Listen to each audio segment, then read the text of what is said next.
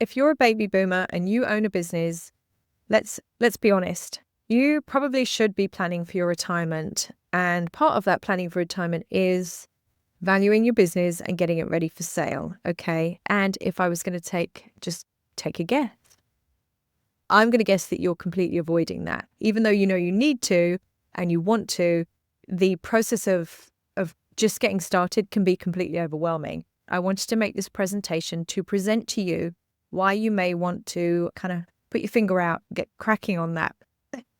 Okay, so who am I? I'm Colette Kemp. I own SureStep Business Advisors. I'm an accredited small business consultant, and I'm also a business broker, and we are a business brokerage firm. My firm helps baby boomer business owners to find next generation buyers for their businesses, keeping the businesses locally owned. We help you to profile your ideal buyer. We help to build that profile for you. We value your business, we market your business, and we attract the ideal buyer that you're looking for. I have a very big why. My own father is a boomer, and he didn't have a process like this, and he didn't get a valuation done. And he decided when it was time to retire that he would close the business and wind things down. And that was something that he ended up regretting. And unfortunately, I was witness to him doing that and then being very dissatisfied with that outcome and regretting it. Okay, so let's move on and I'll start to walk you through what I want to tell you. People keep talking about the silver tsunami, and I don't like it. I don't like the phrase. It sounds like there's something terrible happening, which there isn't. There's actually a great opportunity coming down the pipeline for people that want to buy businesses, but I'm sure you've heard the phrase also. So why are we hearing this? Well, we're hearing this because you guys are all retiring, right? You're 65, 60. Yeah, I think the youngest boomers are 60, right? So yeah, you guys are all retiring. Some of you are in your 70s already. You should already be retired. I actually worked with somebody that I can think of at least 3 people, men, not that that's anything stupid, but they just are. And they were working into their 80s. I spoke to a gentleman that was 85 and he was still working. So I think at some point, that's fine if you want to keep working, but you still have to have the business ready, right? And here's why. So we have 33.2 million businesses in the US. 99.9% of them are small businesses. Let's just say, 33 point something small businesses. 350,000 business of those are listed each year for sale in the US. Okay.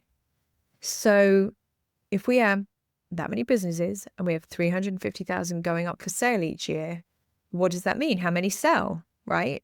Good question. Well, only 20% of them sell. It's 20 to 30% is what it says here.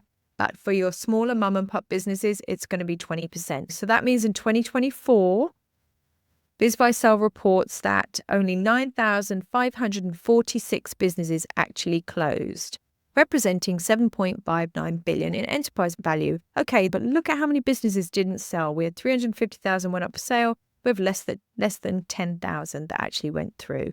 So we have to start to analyze what's driving that. Remember, I was just telling you about BizBuySell. It's the largest marketplace.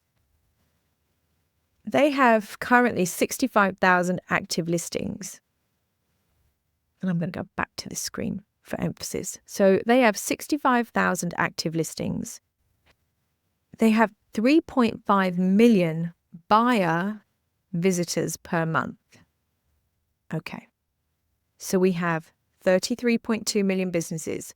We have 350,000 businesses going up for sale every year, only 20% of them selling. We have 65,000 active listings right now. And we have 3.5 million people visiting that site every month. So where's the disconnect? Why are so few businesses selling? That's what I wanted to be able to deep dive into and present to you, because this is where I think there's an elephant in the room, and either nobody's aware of it, which I think on the business owner side, why would you be aware of it, right? But I know for the folks that are helping you and advising you, they know these numbers. So to stack onto that problem, we have We've got baby boomer business owners, and it's reported that so in the next 10 to 15 years, about 12 million businesses are going to go on the market for sale. And actually, yeah, one of the things that I found out that I think is quite alarming is that these businesses employ 25 million people. So if we go back to the stats where we have that amount of businesses and this amount of businesses that sell, and we've got this amount of people being employed, these jobs are going to be at risk, right? So these are kind of the things I want you to start thinking about. Okay, some other interesting facts for you. We've got the median sale price for a small business was 345,000. That's on BizBuySell. And the median days on the market dropped to 168 days. So that kind of gives you an idea of median price, median days on market. Okay, and this is what we were just talking about. We have active listings, 65,000. We have monthly buyer visits, 3.5 million. We have median price. We have median days on market. And we have enterprise value of closed deals. These are our projections for 2025 to 2035. 12 million businesses are expected to go up for sale. Median sale price for high growth sectors will reach 700,000, which are listed over here. This is an important one. 2025 to 2035, businesses projected to actually sell. So that's going to be 2.4 to 3.6 million. And that's the purpose of this video. This is what I'm worried about. We're going to have 12 million businesses and we've got 2.4 to 3.6 million that are going to sell. So you are going to have to get yourself in a position where you are in this number here and not left out in the cold in the 80% that won't sell. Retail and restaurants, those are having a little bit of a harder time right now. Okay, so we've got these stats, right? And why don't businesses sell? Why is this so challenging? So we've got unrealistic asking prices. Let's just say you get a valuation done and you disagree with it. So you go ahead and you just list the business yourself for sale, or you list it with a broker and they agree to sell it for more than the value. Those businesses are going to sit on the market and have a hard time selling. Weak or inconsistent cash flow. Obviously, we own businesses. We know what that means. I don't need to explain that. Buyers struggling to secure financing. We talked about that at the very beginning of this. That's actually going to be more of a problem now with the current economic environment. And what that does mean is that business owners are being asked to carry seller notes. So if that's the case, and if you are willing to do that, I mean, this is a no-brainer, but for some reason people leave it later in the process. You need to have a good lawyer that has done deals, okay? Not the lawyer that did some family law for you or, did some paperwork in the business. We need lawyers that have done transactions like this. Okay, so projections for baby boomers. Let's see, we've got our reasons that businesses don't sell. Main Street versus larger businesses. Yes. Okay, so this is what I was telling you. The 20% is probably where a lot of you are going to fall. You're doing under $1 million in revenue. 20% of those are selling over 1 million to 30 million. We've got about 30% of those are selling. So the challenges that you have are, well, we've still got hiring struggles, lack of succession transitions. Okay, we've got 70% of businesses do not transition at all. Well, see, that's pretty scary.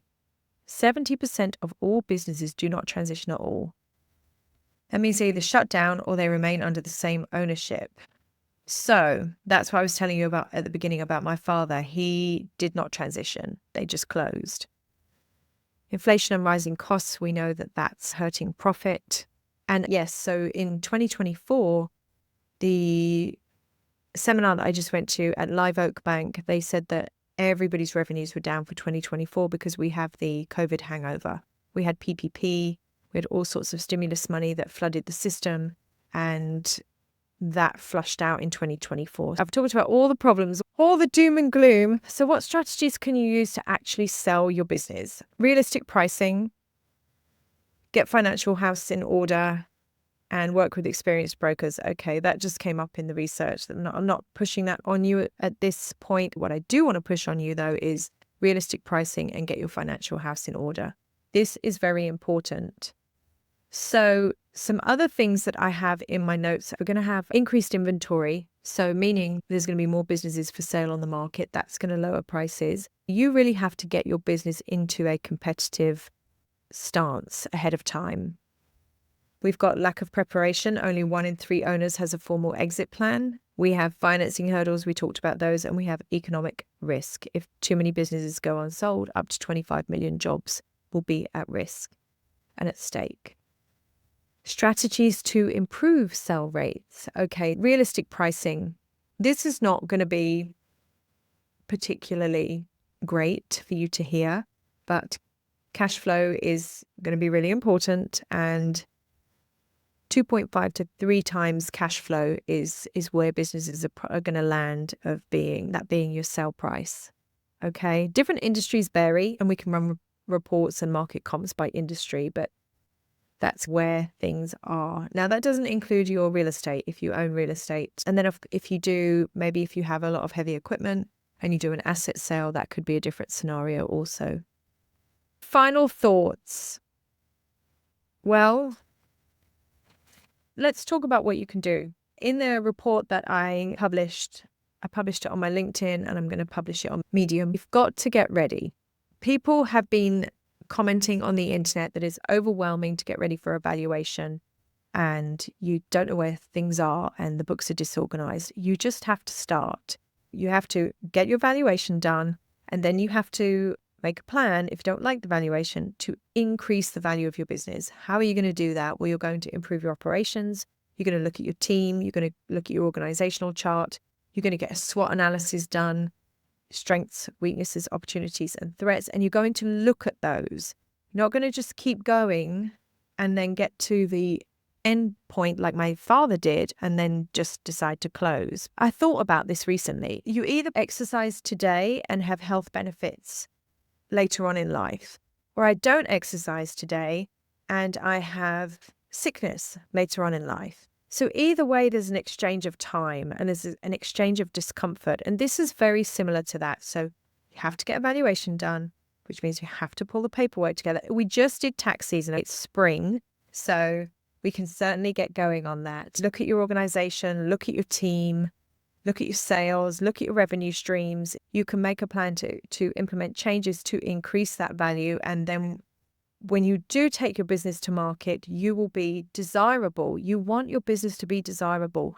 There are so many buyers out there. Somebody commented, I don't know if they're 100% right. I have no idea, but they have a brokerage firm as well, and they're very successful, and they're building out a platform for listing businesses. And he commented on X and said that for every one good business that he lists, there are 1,000 buyers in the marketplace. So if this is true, and I can confirm that there are way more people looking for businesses than there are people wanting to sell their businesses. If this is true, why are only 20% of the businesses selling? We have got to get our stuff together. And, when you do decide to sell your business, you can either do it off market privately. If you really have your stuff together, you will receive multiple offers and kind of a bidding war. I had a situation for 2 of my sellers, my business owners, that we received 5 offers and one of them was over asking price, and they were able to pick the buyers that they liked the best.